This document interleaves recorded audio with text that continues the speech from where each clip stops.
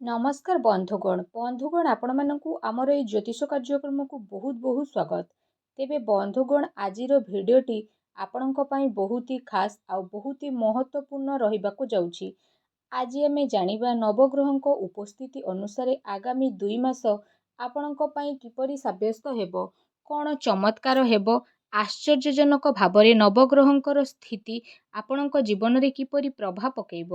ତେବେ ବନ୍ଧୁଗଣ ଯଦି ଆମେ କହିବା ଆପଣଙ୍କ ପାଇଁ ଆଗାମୀ ଏ 2 ମାସରେ ପୁରା ନୂଆ ସ୍ଥିତିର ମଉକା ନେଇକି ଆସୁଛି। ଯଦି କହିବା ସୌଭାଗ୍ୟ, ସୁଖ, ସମୃଦ୍ଧି, ରିଦ୍ଧି, ସିଦ୍ଧି, ସ୍ୱାସ୍ଥ୍ୟ, ପାରିବାରିକ ବ୍ୟବସ୍ଥା ଶୁଭର ଆଗମନ ହେବା ପାଇଁ ଯାଉଛି। ଆପଣଙ୍କ ପାଇଁ ଏ 2 ମାସ ଶାନଦାର ସାବ୍ୟସ୍ତ ହେବ। ଏ ବିଷୟରେ ଯେ ଆମେ ଆଲୋଚନା କରିବା, ଏ ଭିଡ଼ିଓଟି ଆପଣଙ୍କ ପାଇଁ ବହୁତ ହି ବିଶେଷ ରହିଛି। ବିଶେଷ ଭାବରେ ଆମେ ଜାଣିବା କି ଆଗାମୀ ଏ 2 ମାସରେ କ'ଣ ୟୁଟର୍ନ ଘଟିବ ଆପଣଙ୍କ ଲାଇଫରେ। ଆପଣଙ୍କ ଲାଇଫରେ କ'ଣ ମିରାକଲ ହେବ ସେ ବିଷୟରେ ଜାଣିବା। ତେବେ ବନ୍ଧୁଗଣ ଯଦି ଆମେ କହିବା ରାଶିଚକ୍ରର ଗୁରୁତ୍ୱପୂର୍ଣ୍ଣ ଆମ ଜୀବନରେ ବହୁତ ଅଧିକ ହିଁ ରହିଥାଏ। ଯଦି ଆମେ କହିବା ଇତିହାସ ସାକ୍ଷୀ ରହିଛି ଜୀବନର ପ୍ରତ୍ୟେକ ସମୟ, ପ୍ରତ୍ୟେକ ଦିନ, ପ୍ରତ୍ୟେକ ମାସ ଜୀବନର ନୂତନ ଅଧ୍ୟାୟ ଆରମ୍ଭ ପାଇଁ ହୋଇଥାଏ। ତାହା ଆଧ୍ୟାତ୍ମିକ ପାଇଁ ହେଉ କି ଭୌତିକ ପାଇଁ ହେଉ।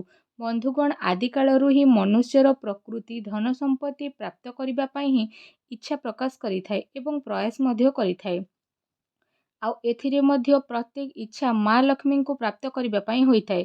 ବନ୍ଧୁଗଣ ବେଳେବେଳେ ମନୁଷ୍ୟଙ୍କ ଜୀବନରେ ଗ୍ରହଙ୍କର ଏପରି ସ୍ଥିତି ବନିଥାଏ ଯାହାଦ୍ୱାରା ମନୁଷ୍ୟ ତା ଜୀବନରେ ବହୁତ ବଡ଼ ପରିବର୍ତ୍ତନ ମଧ୍ୟ ଆସିଥାଏ। ଏ ପରିବର୍ତ୍ତନ ବିଷୟରେ ଆଜି ଆମେ ଆଲୋଚନା କରିବା କି ଆପଣଙ୍କ ଜୀବନରେ କ'ଣ ପରିବର୍ତ୍ତନ ଘଟିବ।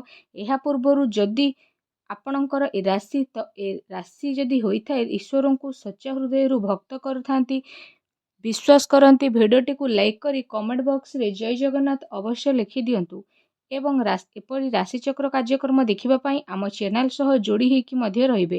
ତେବେ ଆସନ୍ତୁ ଜାଣିବା ଏ ଗ୍ରହମାନଙ୍କର ଉପସ୍ଥିତି ପାଇଁ ଦୁର୍ଯ୍ୟୋଧନଙ୍କୁ ମଧ୍ୟ ହସ୍ତିନାପୁରର ରାଜତନ୍ତ୍ର ପ୍ରାପ୍ତ ହୋଇଥିଲା। ଆଉ ଏ ଅଭିଶାପରୁ ମଧ୍ୟ ରାଜା ହରିଶ୍ଚନ୍ଦ୍ରଙ୍କୁ ଦ୍ୱାର ଦ୍ୱାର ବୁଲିବା ପାଇଁ ପଡ଼ିଥିଲା। ବନ୍ଧୁଗଣ ଯଦି କହିବା ଏ 2 ମାସରେ ଗ୍ରହଙ୍କର ଅବସ୍ଥିତି ଆପଣଙ୍କ ପାଇଁ ବିଶେଷ ଭାବରେ ଖାସ୍ ରହିଛି। ଆପଣ ନିଜେ ଦେଖିବେ ଗ୍ରହଙ୍କର ଉପସ୍ଥିତି କ'ଣ ପରିବର୍ତ୍ତନ ନେଇକି ଆସିବ। ଆସନ୍ତୁ ଜାଣିବା ଆଗାମୀ 2 ମାସ ଆପଣଙ୍କ ଜୀବନରେ କ'ଣ ପରିବର୍ତ୍ତନ ନେଇ ଆସିବ। ଆପଣଙ୍କ ପାଇଁ ଆଗାମୀ ଏ 2 ମାସରେ ଗ୍ରହଙ୍କର ଉପସ୍ଥିତି ଶାନଦାର ରହିବ। ନୂତନ ଆରମ୍ଭ ହେବାର ସମ୍ଭାବନା ରହିଛି। ଏ ସମୟରେ ସ୍ଥାନୀୟ ବିଦେଶୀୟ ସହର ପ୍ରାପ୍ତ ହେବାର ସମ୍ଭାବନା ମଧ୍ୟ ରହିଛି ଏବଂ ଆପଣଙ୍କର ଆଖପାଖ ପରିବେଶରେ ପରିବର୍ତ୍ତନ ହେବ। ପୂର୍ବ କିଛି ମାସ ହେବ ସମୟ ଆପଣଙ୍କର ଖରାପ ଥିଲା, ଯେଉଁଥିପାଇଁ ଆପଣ ଅନେକ ମାନସିକ ଅଶାନ୍ତି ଦେଇକି ଗତି କରୁଥିଲେ। ଏବେ ସେସବୁ ଦୂର ହେବାର ନଜର ମଧ୍ୟ ଆସୁଛି। ଯଦି କୋର୍ଟ କଚେରୀର ମାମଲା ଚାଲିଛି ତ ରାୟ ମଧ୍ୟ ଆପଣଙ୍କ ସପକ୍ଷରେ ଯିବାର ନଜର ଆସୁଛି। ଏହା ସହିତ କୌଣସି ମାମଲା ପକ୍ଷପାତ ନ ହୋଇ ଆପଣଙ୍କ ସପକ୍ଷରେ ଯିବାର ମଧ୍ୟ ନଜର ଆସୁଛି। ଯଦି ଆଗରୁ କାହା ସହିତ କୌଣସି ଦ୍ୱନ୍ଦ୍ୱ ବା ମନମାଳିନ୍ୟ ଥିଲା ତେବେ ବର୍ତ୍ତମାନ ସମୟରେ ସେସବୁ ଦୂର ହୋଇ ନୂତନ ଏବଂ ଉତ୍ତମ ସମ୍ପର୍କ ଗଢ଼େଇବାର ନଜର ମଧ୍ୟ ଆସୁଛି। ଏ ମାସରେ ବିଦ୍ୟାର୍ଥୀମାନଙ୍କ ପାଇଁ ମଧ୍ୟ ଏ ସମୟଟି ଅତି ଉତ୍ତମ ରହିଛି। ଯଦି ଏ ମାସରେ କୌଣସି ଇଣ୍ଟରଭ୍ୟୁ ଆପଣଙ୍କର ରହିଛି ତ ବହୁତ ହି ଭଲ ରହିବ। ବିଦ୍ୟାର୍ଥୀମାନଙ୍କ ପାଇଁ ଏ ମାସଟି ଶାନଦାର ରହିବ। ପାଠପଢ଼ାରେ ମନ ଲାଗିବା ସହିତ ନୂତନ ପାଠପଢ଼ା ଆରମ୍ଭ କରିବା ପାଇଁ ସୁଯୋଗ ପ୍ରାପ୍ତି କରିବେ। ଆପଣଙ୍କ ପାଇଁ ଏ ମାସ ଯେତେ ଲାଭଦାୟକ ରହିଛି ତାଠାରୁ ଅଧିକ ଲାଭଦାୟକ ପୂର୍ବ ମାସ ରହିବ। କାରଣ ଏ ମାସରେ ଅନେକ ପ୍ରକାରର ସୁଖ ସୁବିଧା ଆପଣଙ୍କୁ ପ୍ରାପ୍ତ ହେବ। ଯଦି ଆପଣଙ୍କର କୌଣସି କାର୍ଯ୍ୟ ଅଧୁରା ଥିଲା ତାହା ପୂର୍ଣ୍ଣ ହେବାର ମଧ୍ୟ ନଜର ବିଶେଷ ଭାବରେ ଆସୁଛି। ତେଣୁ ପ୍ରୟାସ କରି ଚାଲନ୍ତୁ, ସଫଳତା ନିଶ୍ଚିନ୍ତ ଭାବରେ ଆପଣଙ୍କୁ ପ୍ରାପ୍ତ ହେବ। ବନ୍ଧୁଗଣ କାର୍ଯ୍ୟକ୍ଷେତ୍ରରେ ଆପଣଙ୍କୁ ସୁଖ ସୁବିଧା ପ୍ରାପ୍ତ ହେବ। ଆପଣ ଯେଉଁ ଯୋଜନା ବା ଇଚ୍ଛାକୁ ପୂରା କରିବାକୁ ଅନେକ ଦିନରୁ ପ୍ରୟାସ କରୁଥିଲେ ଏବଂ ସେଥିରେ ବିଫଳ ମଧ୍ୟ ହେଉଥିଲେ, ଏବେ ସମୟ ଆସିଯାଇଛି ସେଥିରେ ସଫଳତା ସୁନିଶ୍ଚିତ ରୂପରେ ଆପଣଙ୍କୁ ପ୍ରାପ୍ତ ହେବ। ବାସ୍ ଏ କାର୍ଯ୍ୟ ସମ୍ପୂର୍ଣ୍ଣ ହେବାର ଏବେ ନଜର ଆସୁଛି। ବନ୍ଧୁଗଣ ଯେତେବେଳେ ବିଶେଷ ଭାବରେ ସୂର୍ଯ୍ୟଙ୍କର ରାଶିର ପରିବର୍ତ୍ତନ ଘଟିବ, ସଂକ୍ରାନ୍ତି ପରେ ଆପଣଙ୍କ ଜୀବନରେ ୟୁଟର୍ନ ଘଟିବ। ଆପଣଙ୍କୁ କର୍ମ ଫଳଦାତା ଆଉ ନ୍ୟାୟର ସ୍ୱାମୀ ଶନି ଗ୍ରହ ସ୍ୱରାଶିରେ ବିଶେଷ ଭାବରେ ବକ୍ରି ହେବା ପାଇଁ ଯାଉଛନ୍ତି। ଏହାପରେ ଆପଣଙ୍କୁ ଅନେକ ପ୍ରକାରର ସଫଳତା ମିଳିବ, ନୂଆ ନୂଆ ଅବସର ମଧ୍ୟ ପ୍ରାପ୍ତ ହୋଇଯିବ। ଏ ସମୟରେ ବିଶେଷ ଭାବରେ ଆପଣ ଦେଶ ବିଦେଶ ଯାତ୍ରାରେ ମଧ୍ୟ ଯାଇପାରନ୍ତି। ଭ୍ରମଣର ବିଶେଷ ଭାବରେ ଯୋଗ ବନୁଛି। କ୍ୟାରିୟରରେ ଡେଭଲପମେଣ୍ଟ ହେବ, ସଫଳତା ବି କ୍ୟାରିୟରରେ ମିଳିବ। ପ୍ରଫେସନାଲ ଲାଇଫରେ ମଧ୍ୟ ଆପଣଙ୍କୁ ସଫଳତା ପ୍ରାପ୍ତ ହୋଇଯିବ ଏବଂ ଏହା ସହିତ ଆପଣ ନୂତନ ବାହନ ବା ସମ୍ପତ୍ତି, ଜମି ଜମା, ଘର ବା ଫ୍ଲାଟ୍ ଆପଣ କିଣିପାରନ୍ତି। ଯଦି ଅନେକ ଦିନରୁ ଏସବୁ ସମ୍ପତ୍ତି କ୍ରୟ କରିବା ନିମନ୍ତେ ପ୍ରୟାସ କରି ରହୁଥିଲେ, ତେବେ ଏସବୁ ଆପଣଙ୍କ ପାଇଁ ଉତ୍ତମ ରହିବ। ଯେଉଁମାନେ ଚାକିରିରତ ଜାତକ ବା ଅଲରେଡ଼ି ଯେଉଁମାନେ କାର୍ଯ୍ୟ କରୁଛନ୍ତି, ତ ସେମାନଙ୍କର ଟିକେ ସ୍ଥିତି ମଜବୁତ ରହିବ। ଏ ସମୟରେ ଆପଣ କୌଣସି ପ୍ରଭାବଶାଳୀ ବ୍ୟକ୍ତିଙ୍କ ସହ ସମ୍ପର୍କ ବା ଦେଖା ସାକ୍ଷାତ ହୋଇପାରେ। ଯେଉଁମାନେ ବ୍ୟାପାର ବା ବାଣିଜ୍ୟ କରିଛନ୍ତି, ବିଶେଷ ଭାବରେ ଯଦି ଆମେ କହିବା ତ ସେମାନଙ୍କ ଆୟରେ ବୃଦ୍ଧି ଘଟିବ। ବ୍ୟାପାର ବାଣିଜ୍ୟରେ ନୂତନ ପରିଚୟ ଆପଣଙ୍କର ସୃଷ୍ଟି ହେବ। ନୂଆ ଆଇଡ଼ିଆ ଆପଣ ଆପଣଙ୍କ ବିଜନେସରେ ଆଡ଼୍ କରିବେ, ଯାହା ଆପଣଙ୍କୁ ଅନେକ ସଫଳତା ଏବଂ ଲାଭ ମଧ୍ୟ ପ୍ରଦାନ କରିବ। ଏହା ସହିତ ଏ ସମୟରେ ଆପଣଙ୍କ ଆର୍ଥିକ ସ୍ଥିତିରେ ମଧ୍ୟ ସୁଧାର ଆସିଯିବ। ଅର୍ଥ ଆପଣଙ୍କର ବୃଦ୍ଧି ପାଇବ। ଯେହେତୁ ଷଷ୍ଠ ଘରେ ରାହୁ ବିରାଜିତ ହୋଇକି ଅଛନ୍ତି, ତ ଅନେକ ପ୍ରକାରର ସୁଖ ସୁବିଧା, ଷଷ୍ଠ ଘର ସ୍ୱାସ୍ଥ୍ୟଜନିତ ଯାହା ବି ସମସ୍ୟା ଥିଲା ତାହା ଦୂର ହୋଇଯିବ ଏବଂ ଆପଣଙ୍କୁ ଡେଭଲପମେଣ୍ଟ ମିଳିବ। ଫାଇନାନ୍ସିଆଲି ଡେଭଲପ ହେବେ, ଅନେକ ସଫଳତା ପାଇବେ। ଆଉ ଯେଉଁ ଉଚ୍ଚ ପଦ ମଧ୍ୟ ଆପଣଙ୍କୁ ପ୍ରାପ୍ତ ହେବାର ଯୋଗ ବନୁଛି। ବିଶେଷ ଭାବରେ ଆପଣଙ୍କ ଜୀବନରେ ଏ ସମୟରେ ବଡ଼ ପରିବର୍ତ୍ତନ ହେବାର ଯୋଗ ବନୁଛି। ଆପଣଙ୍କର ବ୍ୟବହାର ବା କଥାବାର୍ତ୍ତାରେ ମଧ୍ୟ ପରିବର୍ତ୍ତନ ଦେଖିବାକୁ ମିଳିବ। ଆପଣଙ୍କ ଭିତରେ ନୂତନ ତେଜ ମଧ୍ୟ ଆପଣ ବିଶେଷ ରୂପରେ ଅନୁଭବ କରିବେ। ଶାରୀରିକ ଶକ୍ତି ବୃଦ୍ଧି ପାଇବ। ତା ସହିତ ଏସବୁ ଗ୍ରହଙ୍କର ଭାବରୁ ହିଁ ହୋଇଥାଏ।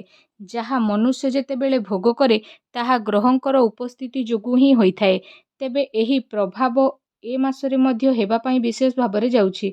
କାରଣ ଏ ମାସରେ ଯଦି କହିବା ସୂର୍ଯ୍ୟ ଗୋଚର କରୁଛନ୍ତି, ତ ବେପାର ବାଣିଜ୍ୟ ପାଇଁ ଏ ମାସ ଅନେକ କ୍ଷେତ୍ରରେ ଶୁଭ ରହିଛି।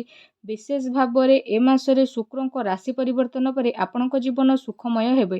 ନିଜେ ନୂତନ ଜବ୍ ପ୍ରାପ୍ତ କରିବା ସହିତ ଅନେକ ବ୍ୟକ୍ତିଙ୍କୁ ଆପଣ କର୍ମ ପ୍ରାପ୍ତି କରିବାରେ ସହଯୋଗ ପ୍ରଦାନ କରିବେ ବା ଅନ୍ୟ ପାଇଁ ଚାକିରି ଖୋଜିବାରେ ପ୍ରୟାସ ମଧ୍ୟ କରିପାରନ୍ତି, ଯାହା ଆପଣଙ୍କ ପାଇଁ ଅନେକ ଶୁଭ ହେବ। ଯଦି ଆପଣ ଅନେକ ଆଗରୁ ଚାକିରି ପ୍ରାପ୍ତ କରିଛନ୍ତି, କାର୍ଯ୍ୟରତ ଅଛନ୍ତି, ତ କାର୍ଯ୍ୟରେ ବି ସଫଳତା ପ୍ରାପ୍ତ ହୋଇଯିବ। ଯଦି କହିବା ଆପଣଙ୍କର ବ୍ୟାଙ୍କ ବାଲାନ୍ସରେ ସୁଧାର ଆସିବ, ସେୟାର ମାର୍କେଟରେ ଇନଭେଷ୍ଟ କରୁଛନ୍ତି, ତ ବି ଆପଣଙ୍କ ପାଇଁ ସ୍ଥିତି ଲାଭଦାୟକ ରହିବ। ଅର୍ଥ ଯୋଗାଡ଼ କେନ୍ଦ୍ର ବା ଅର୍ଥ ଯୋଗାଣ ସଂସ୍ଥାରେ ମଧ୍ୟ ଲାଭ ପାଇବେ। ସରକାରୀ କ୍ଷେତ୍ରରେ କାର୍ଯ୍ୟରତ ବ୍ୟକ୍ତି ରାଶି ପରିବର୍ତ୍ତନ ଯୋଗୁଁ ଇଚ୍ଛା ଅନୁସାରେ ଟ୍ରାନ୍ସଫର ବା ପ୍ରମୋଶନ ପାଇବାର ଯୋଗ ବନୁଛି। ତା ସହିତ ନିଜ ପିତାଙ୍କ ସହଯୋଗରେ ଅଟକିଥିବା କାର୍ଯ୍ୟ ସଫଳତାର ସହ ପ୍ରାପ୍ତ କରିବାରେ ନଜର ଆସୁଛି। ଏ ସମୟରେ ଆପଣଙ୍କ ଭାଗ୍ୟର ସମ୍ପୂର୍ଣ୍ଣ ସାଥ ମିଳିବ। ଏ ସମୟରେ ଆପଣ ସୁରକ୍ଷିତ ଜୀବନ ବିତାଇବେ ବା ପାରିବାରିକ ସୁଖ ମଧ୍ୟ ପାଇପାରିବେ। ବୃହସ୍ପତିଙ୍କର ଭାବରେ ଉପସ୍ଥିତି ଆପଣଙ୍କର ଗୃହକୁ ଖାସ ଭାବରେ ବହୁତ ହିଁ ଶୁଭ ଫଳ ପ୍ରଦାନ କରୁଛି ଏବଂ ଗୁରୁଜନଙ୍କ ସହ ମାନ ସମ୍ମାନ ବା କହିବାକୁ ଗଲେ ଉତ୍ତମ ସମ୍ପର୍କ ସୃଷ୍ଟି ହେବ ଏବଂ ସୁଖ ପ୍ରଦାନ କରିବ। ବୈବାହିକ ଜୀବନରେ ବୈଚାରିକ ମତଭେଦ ଆପଣଙ୍କର ଦୂର ହେବ। ବୈବାହିକ ସୁଖ ମଧ୍ୟ ପ୍ରାପ୍ତ ହେବ। ଆପଣଙ୍କ ପାଇଁ ବିଶେଷ ଭାବରେ ସୁଖ ସୁବିଧା ଥାଇ ମଧ୍ୟ ପୂର୍ବରୁ ଯେଉଁ କଷ୍ଟ ଭୋଗୁଥିଲେ, ଏବେ ସେ ସମୟ ଆସିଯାଇଛି। ଜୀବନର ଆନନ୍ଦକୁ ଆପଣ ଉପଭୋଗ କରିବେ, କଷ୍ଟ ଦୂର ହେବ, ସୁଖ ପ୍ରାପ୍ତ ହେବ। ତେବେ ଏହା ଥିଲା ଆପଣଙ୍କ ପାଇଁ ଆଗାମୀ 2 ମାସର ଚମତ୍କାରୀ ଆଶ୍ଚର୍ଯ୍ୟଜନକ ରାଶିଫଳ।